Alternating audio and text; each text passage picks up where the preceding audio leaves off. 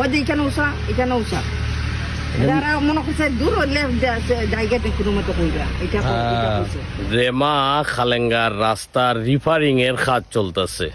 যিনি ঠিকাদার প্রতিষ্ঠানের মালিক, ওনার সাথে দেখা হইলো। উনি খুবই একজন রসিক মানুষ, ঠিকাদার প্রতিষ্ঠানের একজন মানুষ, তো উনি বেশ বলা চলে একজন শিল্পপতি।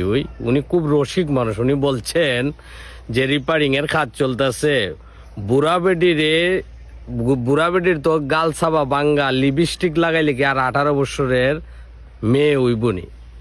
তে বুড়া বেডি মানে বুড়া মহিলা কি, তে বুড়া মহিলার 18 বছর মহিলার মাঝে তো তফাৎ আছে। উনি আসলে রসিকভাবে সুন্দরভাবে সাজিয়ে গুছিয়ে উনি আমাকে বলছেন। এবং ৬৪ লক্ষ টাকার যে রেমা বাগানের মেরামতের যে রাস্তার কাজটা চলতেছে, ৬৪ লক্ষ টাকা। তো উনি আবার রসিকতা করে ঠিকাদার সাহেব এই কথা বলছেন যে ছোটু ভাই, আজকে 1 বছর ধরে এই ৬৪ লাখ টাকার মতন এত ছোট অ্যামাউন্টের কাম আমি কখনো করি নাই। এটা এই প্রথম ৬৪ লক্ষ টাকার কাজ করছি। যেহেতু রমজান মাস, ওনার যেহেতু বলছেন, এটা তো আর মিথ্যা হওয়ার কোনো সুযোগই নেই, ওনার কথা অবশ্যই সত্য। উনি একজন মানে জ্ঞানী এবং বুদ্ধিমান বাংলাদেশের সিটিজেনদের মাঝে ওয়ান সিটিজেনের মাঝে উনি আছেন। কেন এই কথাটা বলছি এটা বলে রাখি বালা, যে উনি বাংলা যে আমাদের যে মাতৃভাষা 1952 সালের যে সংগ্রামী যে ভাষা, এই ভাষার প্রায় উনি 90% কথা উনি ইংলিশে ব্যবহার করেন এবং খুবই ভেরি স্মুথলি উনি ইংলিশে কথা বলতে পারেন। এবং বলা চলে আমরা যেটাকে ট্রুলি ইংলিশ যেটাকে বলে, উনি আসলে সুন্দরভাবে মানে বিষয়গুলোকে উনি গুছিয়ে সাজিয়ে, মানে রসিক মানুষ তো, মানে বিষয়গুলোকে একদম মানে উনি একটা প্যাকেজ করে মানুষকে কিভাবে বোঝানো যায় এই বিষয়ে উনি খুবই ভালো এবং একজন জ্ঞানী এবং পারদর্শী একজন মানুষ। যেহেতু উনার বাড়ি হবিগঞ্জে, আমার কাছে কেন জানি মনে হয়েছে যেহেতু উনি রাস্তার কন্ট্রাক্টের কাজের দায়িত্বে উনি আছেন, আমার মনে হয়েছে একজন উচ্চশিক্ষিত এবং জ্ঞানী মেধাবী একজন মানুষ, ঢাকা বিশ্ববিদ্যালয়ের একজন অধ্যক্ষ বা একজন প্রফেসর হওয়ার যোগ্যতা রাখেন উনি। যদিও হবিগঞ্জে বৃন্দাবন সরকারি কলেজে যদি কোনো প্রকার সুযোগ থাকে এই দেশের জন্য, এই সমাজের মানুষের জন্য, ছাত্রছাত্রীদেরকে মানে মোটিভেশন করার জন্য, তাদেরকে ইন্সপায়ার করে তাদেরকে সুন্দরভাবে গইরা কিভাবে তোলা যায়, তাদেরকে বুদ্ধি পরামর্শ দিয়া অন্তত হবিগঞ্জ বৃন্দাবন সরকারি কলেজে অন্তত উনাকে যেন প্রফেসর হিসাবে যেন নিয়োগ দেওয়া। কারণ খুবই উনি সুন্দর করে উনি সাজিয়ে গুছিয়ে কথাগুলো বুঝিয়ে বলেন, একদম মানে ভালো। এবং বাংলাও উনি খুব সুন্দরভাবে বলতে পারেন, ইংলিশও খুবই মানে উচ্চশিক্ষিত একজন মানুষ। এখন কথা হচ্ছে যে এইভাবে আসলে রাস্তার যে খাসটা, এই খাসটা আমরা দেখে আইছি। তো এই তাইনের যে আবার আছে মানে ওই যে চুনারগড়ের যে ইঞ্জিনিয়ার আছে, অর্থাৎ যিনি সাইটের ইঞ্জিনিয়ার, রাস্তার খাসটা যিনি দেখাশোনা করুন, ওই তাইন কিন্তু আবার বেশি রসিক না। তাইনে কইছেন কি তা জানেননি, তাইনে কইলা যে আমি কইলাম যে এখানে মাঝে একটা ব্যারিকেড দিলেন না, কারণ মানুষ তো দুই দিক থেকে গাড়ি লই আয়, তিনমুখী রাস্তা, নতুন রাস্তা যে বা পুরাতন রাস্তা যে হাত চলতেছে, মানুষ তো জানে না, মানুষ ডাইরেক্ট ঢুকে জায়গা। তো যদি মানুষ অ্যাক্সিডেন্ট হয়ে এখানে মাঝে তো যে কোনো সময় একটা ঝুঁকিপূর্ণ সমস্যা দুর্ঘটনা ঘটতে পারে। উনি কইছেন কি তা জানেন, ওই যে ইঞ্জিনিয়ার যে লাগে তাইনে কইছেন, কইন যদি ওই শহর হইতো তাহলে আমি ব্যারিকেড দিলাম না। তে গ্রামও তো এটা ফুললি গ্রামের মানুষ এটা কিতাব বুঝে, এখানে আমি ব্যারিকেড টেরিকেড দিতাম না।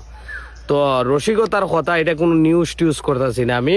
তে তাইন কইছো, এখন আমার এইটাও আমি প্রশ্ন করছিলাম তাইন দিয়ে যে বাইসা বিটা কইবেন নি একবার, ওই যে এই শহরের মানুষের জীবনের মূল্য আর গ্রামের মানুষের জীবনের মূল্যর মাঝে তফাৎ কোথায়, পার্থক্য কোথায় চিন্তা করছেন না আপনারা, বুঝছেন না? মানে রাস্তার যে রেমা গুদারা এবং নতুন বাজারের উপরে যে গাজীপুর ইউনিয়ন ওই সাইলার ফুল থেকে যে রাস্তাটা গেছে, বুঝছেন নি, এই রাস্তাটা রিপেয়ারিং এর কাম চলতেছে, প্রায় ৬৪ লক্ষ টাকার কাম।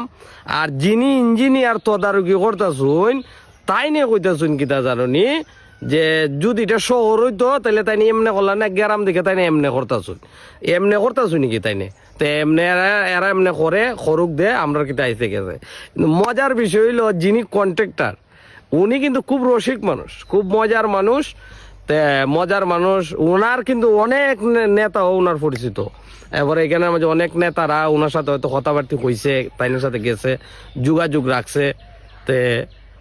তাই অনেক পরিচিত আছে অনেকের সাথে। এখন এই সবাই ইয়া থাকে, ছোট ভাই বড় ভাই এরকম বহুত লোক। আচ্ছা এখন কথা হয়েছে যে খাসটা যে চলতেছে এটা তো রেমা নানি, রেমা চলতেছে খাস বাংলাদেশের সরকারে টেকা দিছে না নি? সরকারের টেকাটা দিছে কেনা? জনগণের টেকা দিছে না? জনগণের ট্যাক্সের টেকায় দিত রাস্তা হয়, এটা কোনো ওই সেউর ব্যক্তিগত টেকা নেই তা তো না। রাস্তা আচ্ছা দেখাশোনা করার কি সবার দায়িত্ব পড়ে নি না পড়ে না? অবশ্যই তো পড়ে। এখন আপনারা কইবেন যে তোমার হেললে অত জ্বালা লাগলো, তুমি হেললে রাস্তা দেখলা, রাস্তা উইলে উইব না উইলে না, খিতা উইল না উইলো।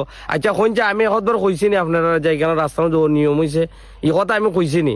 এখানে রাস্তার মাঝে 2 নাম্বারই হয়েছে, রাস্তার মাঝে তেল কম দিতেছে, মাটি কম দেয়া, ইট বাইরে নিচে দিতে আছিল, উপরে রাখছে, উপরে দেয়ালে ইয়া দেলাইছে। আমি তো একবার কইছি আপনারা কইনি? একটা কথা কইছি, আমি আজারের মতো নাই।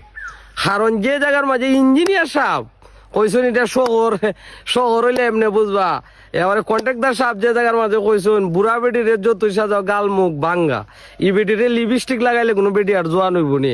আমি কথা শুনি আমি কই রে উকা পাইলাম রে অতদিন পরে, আমি অতদিন কই আসলাম রে 64 লাখ টাকার খাম গাজীপুর ইউনিয়নের মাঝে করতেছুন তাই না?